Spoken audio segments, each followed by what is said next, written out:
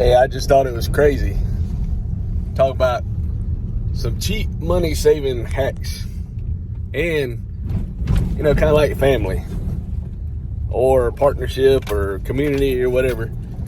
I don't think we was meant to be alone and do everything by ourselves. Because you think about it, if you had to do everything, making clothes, plant food, you would spend all your waking moments just doing everything. So it's nice to have a whole area or a whole bunch of people and do a whole lot of different things. But the point of what I'm trying to talk about today, I'm going to Sam's right now to get a tire patched. And I put stuff off for the longest, as long as I can, till I don't have to worry about it anymore, or it tears up. But anyway, I've had a low tire on my truck, and sometime in the winter, sometime it would be okay, and I go get an oil change and they'll put air in it, but I've never got the tire fixed.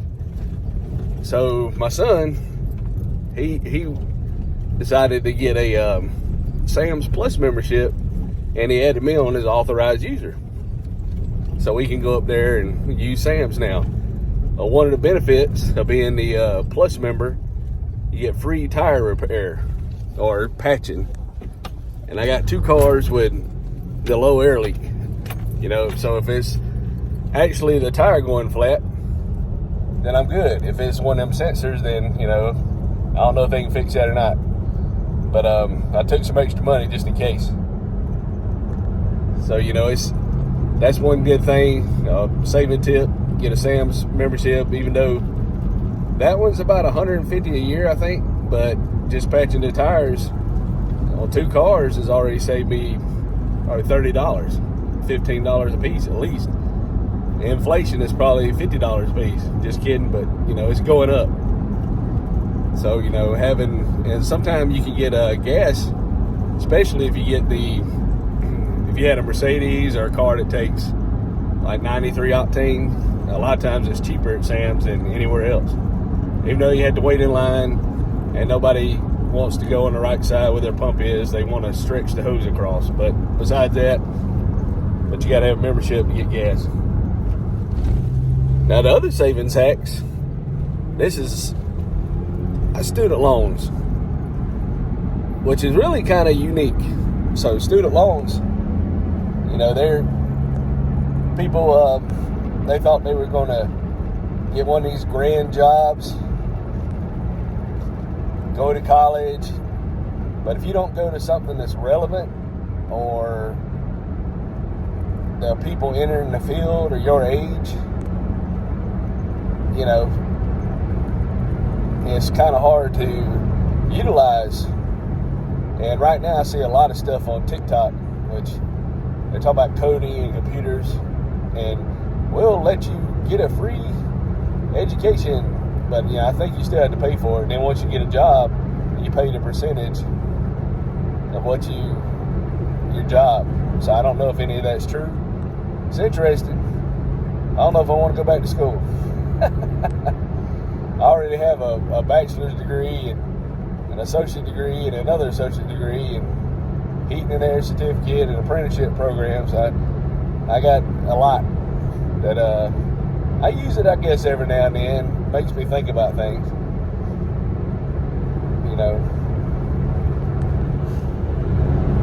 But going back with the student loans, I've known about savings bonds because my mom and my grandma, and she worked for the government, so they really encourage you to buy savings bonds. And used to, the interest rate 5-6%.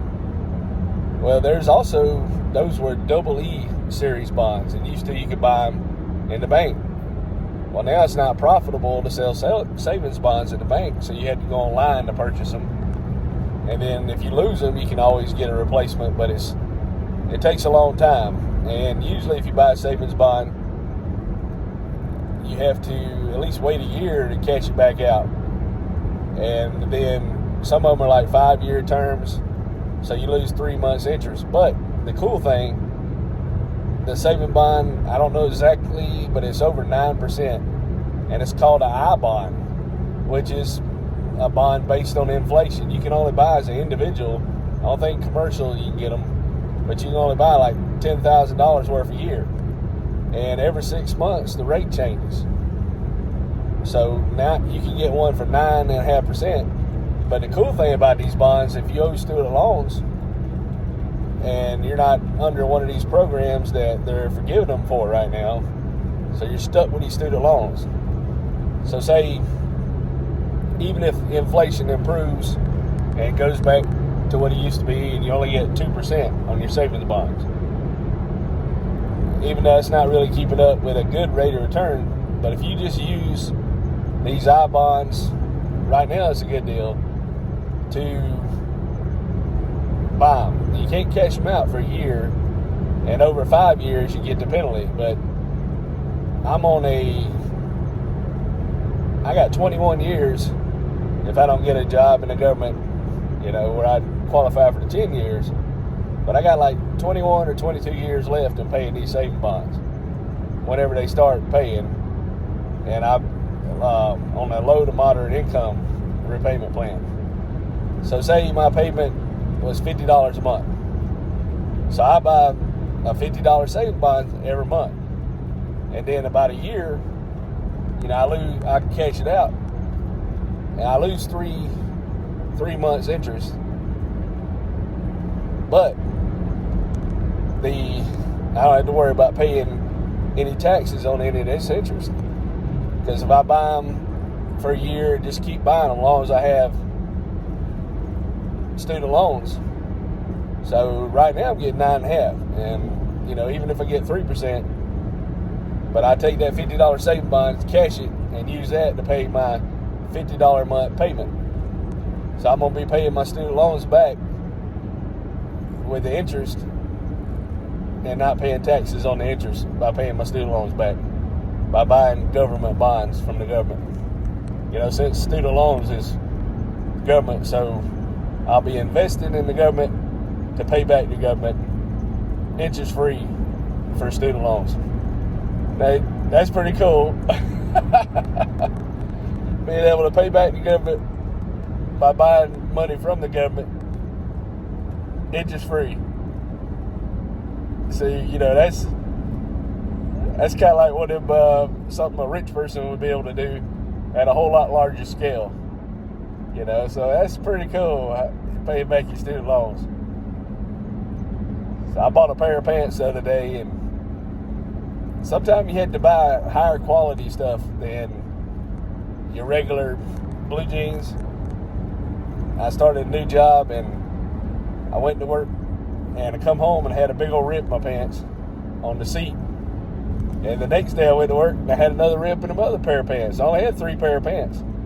So now I'm down to 1. So I went and bought a Ridgeline, which is like Carhartt.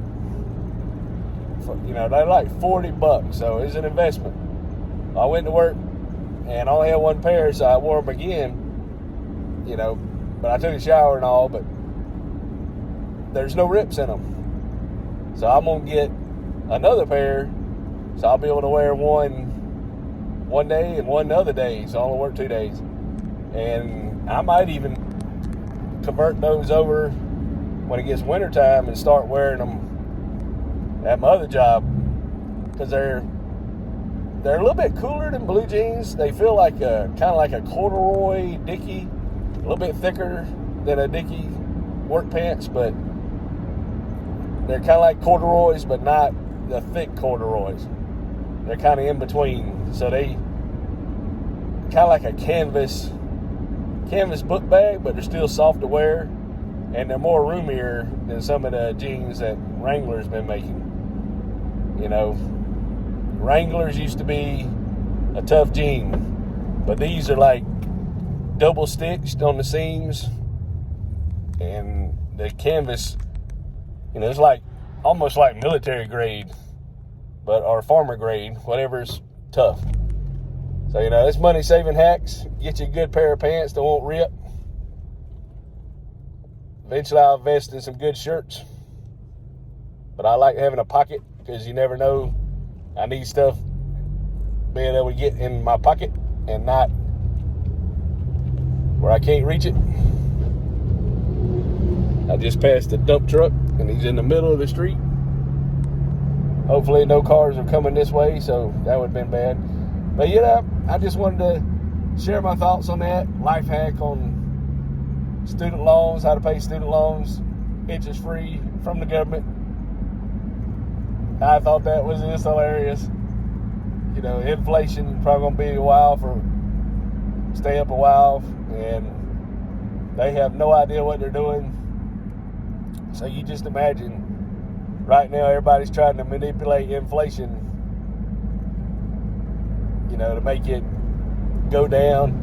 So they want to make more inflation or cut interest rates or raise interest rates to try to stave off inflation so there's not job losses. But they don't know what they're doing. It's going to do what it's going to do. It's like Bitcoin. So, you know, just imagine the government ever comes up with some kind of world currency. You might have $10 a day. Next day you're going to have 50 cents. Then next day you might have $15. But if you spent the 50 cents, then you're broke. And if you waited 2 days, starved 2 days, and spent $11, then at least you got a little bit of money, unless the bread's worth. So the fluctuation in prices, there's no standard value for anything. That's the only thing I can see you having a central currency. They can just fluctuate the price on any given day where it's not stable, and you'll be scared to buy anything. Well, if I buy it now, it might go down. If I don't buy it, I might not have no money to buy it. So I can see them manipulating everything to where they'll figure out your money habits, you know, and then they'll get it where you get the least value. That's why cash is king if it's accepted, because you don't have to owe anything, no interest, and you don't have to, you can pay when you want to, and nobody knows how much you got or how much you don't have. Sometimes I like playing poker. Hey, you want 5,000? Well, what about if I give you 2,000? And I seen a cool hack. This was real neat. Now, I don't know if this was staged, but this was a pawn shop hack. Really looked interesting. This guy wanted a golf wedge, and I can't remember the guy who posted it, but he wanted a golf wedge, and it kind of had like a brass, you know, the part that hits the ball. And on eBay, he showed a picture of it. It was like almost $100. Well, he said if you want to negotiate the price in a pawn shop, which I thought was really interesting, he said, you know, you take the other item in there that has a price on it. So this other item was $90. So he figured the other one might be the same price. So he said, I'll give you $80 for both. And then the guy said $100. And then he went down to $90. So one had the $80 price and the other one had, and he's negotiating with him.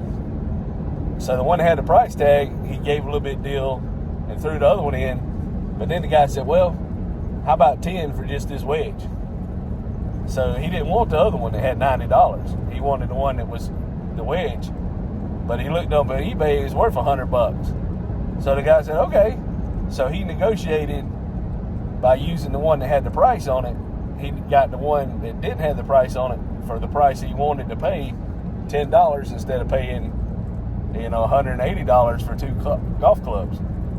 So that's kind of neat. You know, it's manipulative, but I guess it's marketing, which is marketing manipulative, you know.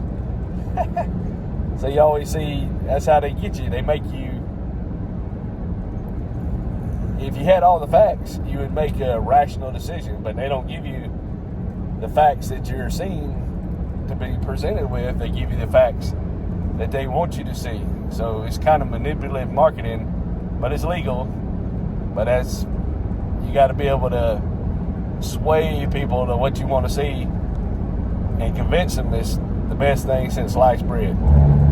You know, because anybody do anything if they think it's rational, but a lot of decisions ain't rational. And that reminds me of another point, then I'll end this video because I know I'm getting kind of long. We went to Myrtle Beach one time, me and my wife, and she loved to go to flea markets as a kid. Well, this vendor, and I guess they had a booth there, and they had an attractive lady, even though her accent was strong.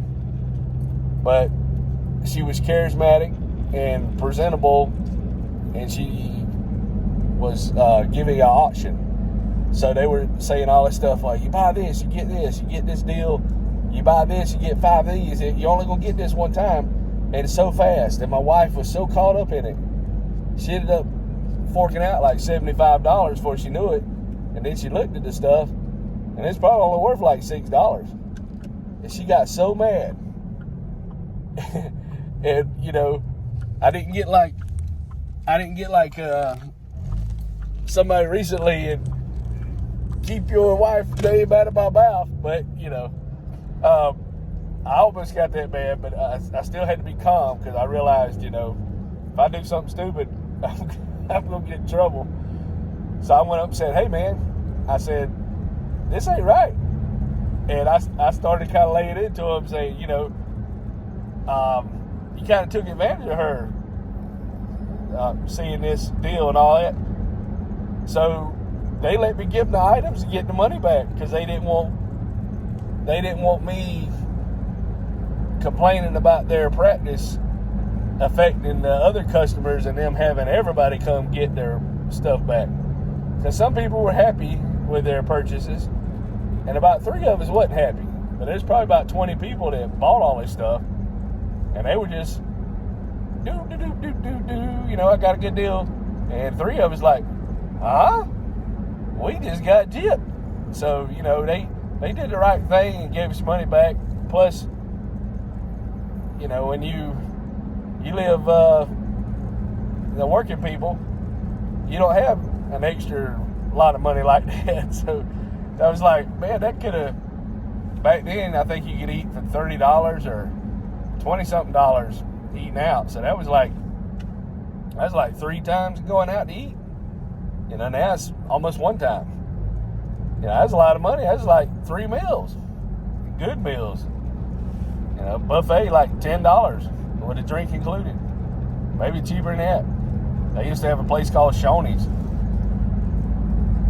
You know, and like K&S cafeterias, good days. But anyway, little money saving tips. Sorry if it's too long. If you stayed in the end, you are awesome.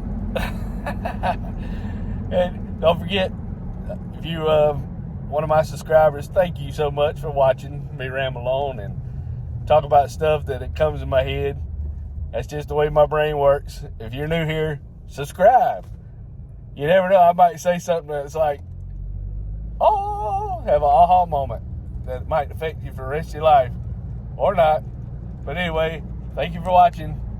I'm at Sam's now, so I'm got to go in here and say, hey, fix my tire. See you later.